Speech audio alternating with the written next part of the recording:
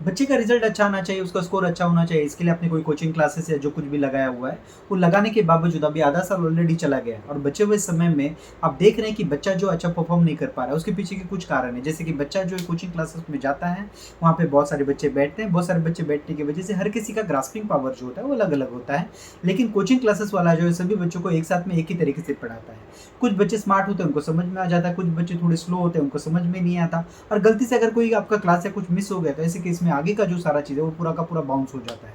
आपका बच्चा जो है, अगर आपको लग रहा है कि शर्माता है, मतलब अगर वो कहीं पे अटक जाए, फिर कुछ चीज़ अगर समझ में ना आए, वो सोचता है कि मैं इतने सारे बच्चों में पूछूँ कैसे? क्योंकि अगर मैंने पूछ लिया तो सारे के सारे बच्चे समझेंगे कि इसको अकेले को समझ में नहीं आया और ये बुद्धू है। तो ये सोच की वजह से बहुत सारे बच्चे जो होते हैं इस एज में, खास करके अगर हम लोग 9, 10, 11 या 12 इस तरीके के अगर रेंज में कोई बच्चा अगर पढ़ रहा है, या फिर अगर इंजीनियरिंग में भी पढ़ रहा है, ऐसे भी किसी कोर्स में अगर कर रहा है, तो ऐसे केस में भी वो जो है बच्चे शर्माते हैं। शर्माने की वजह से पूरे क्लासरूम में कभी भी कोई क्वेश्चन नहीं पूछते हैं और इसी की वजह से लोग पीछे पड़ जाते हैं।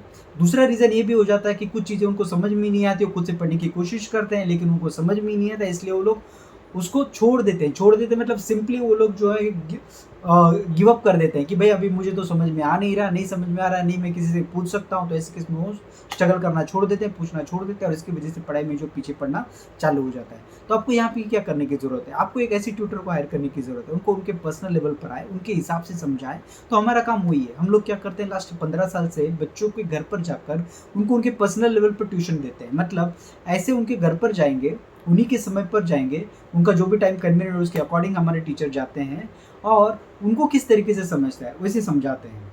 दूसरा इंपॉर्टेंट चीज़, बच्चे का कौन-सा लैकिंग पार्ट है, उसके ऊपर हम लोग काम करते हैं।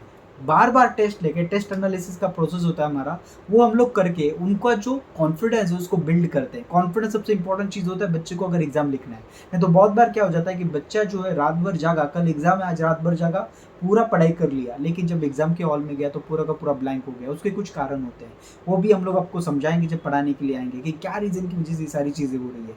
बच्चा क्यों लैग कर रहा है, क्यों भूल जा रहा है एग्ज़ाम हॉल में, उसका क्या प्रॉब्लम हो रहा है। तो ये सारी चीज़ों के ऊपर हम लोग काम करते हैं बच्चे के साथ में, और जब उसके साथ में काम करते हैं तो बच्चे का रिजल्ट जो है गारंटी से आप इम्प्रूवमेंट देखेंगे। हम लोगों को आपको 2 से 3 महीने का समय देना पड़ता है ताकि हम लोग जो हमारा काम करने के बाद बच्चे में रिजल्ट ला सकें। लेकिन अभी ऑलरेडी आधा साल चला गया, तो बचे हुए समय में क्या आपको हेल्प कर सकते हैं क्या? यस, डेफिनिटली हम आपको हेल्प कर सकते हैं।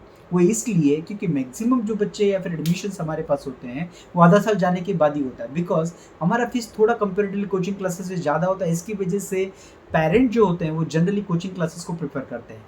आधा साल कोचिंग क्लासेस में निकाल देते हैं, लेकिन जब उनको दिखता है कि भाई रिजल्ट तो अभी आ नहीं रहा है यहाँ पे, तो ऐसे केस में लोग स्विच करते हैं पर्सनल कोचिंग के लिए। और जब हमारे पास पर्सनल कोचिंग के लिए आते हैं, बचे हुए समय में हम लोग उनको इतने सालों से करा रहे हैं, तो अभी भी डेफिनिटली आप सभी लोगों को हेल्प कर सकते हैं। तो बचे हुए समय में हम लोग कैटेगराइज़ कराते हैं कि बच्चे का लेवल कौन-सा है। क्या वो अबव एवरेज है या फिर बिलो एवरेज है। उस कैटेगरी के हिसाब से उसको क्या देने की ज़रूरत है, उसके ऊपर हम लोग काम करते हैं और उसके अकॉर्डिंग उसको वही देके उसको उस लेवल से नेक्स्ट लेवल पर कैसे लेकर जाना है उसके ऊपर काम करते हैं, ताकि बच्चे का जो इम्प्रूवमेंट है गारंटी से हो सके। हर बच्चे को किस तरीके से समझता है, उसको किस तरीके का पढ़ाई करना ज़रूरी है, उसका इंटरेस्ट क्या है, उसका पसंदीदा सब्जेक्ट कौन-सा है, उसका नापसंदीदा सब्जेक्ट कौन-सा है।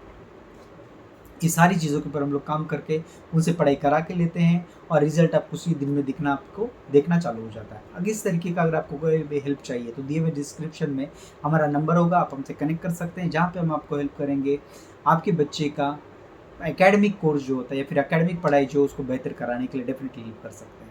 अगर कुछ वीडियो में वैल्यू मिला है तो वीडियो को लाइक करिए, चैनल को सब्सक्राइब करिए और अगर आप इस ऑफिस देख रहे हैं तो फॉलो करिए। Thank you.